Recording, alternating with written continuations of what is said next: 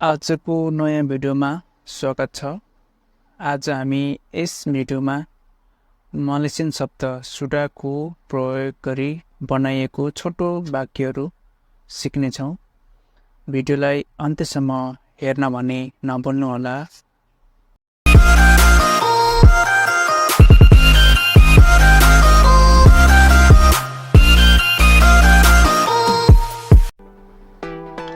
सुडा अमिल लिइसक्यो अथवा लगिसक्यो।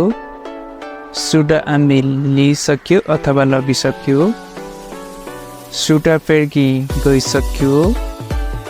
सुडा पेर्गी गइसक्यो। सुडा बाले फर्किसक्यो। सुडा बाले फर्किसक्यो। सुडा मासो प्रवेश गरिसक्यो। सुडा मासो प्रवेश गरिसक्यो। सुडा मकान खाइसक्यो। सुडा मकान खाइसक्यो। सुडा बेली किनिसक्नु अथवा किनिसक्यो। सुडा बेली किनिसक्नु अथवा किनिसक्यो। यो सुडाको प्रयोग चाहिँ अवस्था अनुसार प्रश्न सोध्दा पनि प्रयोग गरिन्छ भने उत्तर दिँदा पनि प्रयोग गरिन्छ। यस्तै गरी सुडा बायार तिरिसक्यो अथवा तिरिसकेको। सुडा बायार तिरिसक्यो अथवा तिरिसकेको। सुडा हान्ता पठाइसक्यो। सुडा हान्ता पठाइसक्यो अथवा पठाइसकेको। सुडा लारी भागिसक्यो। सुडा लारी भागिसक्यो।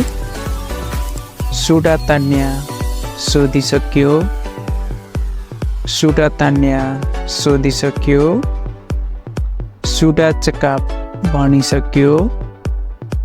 सुडा चेकअप भनिसक्यो। सुडा दफ्तर दर्ता भइसक्यो अथवा भइसकेको।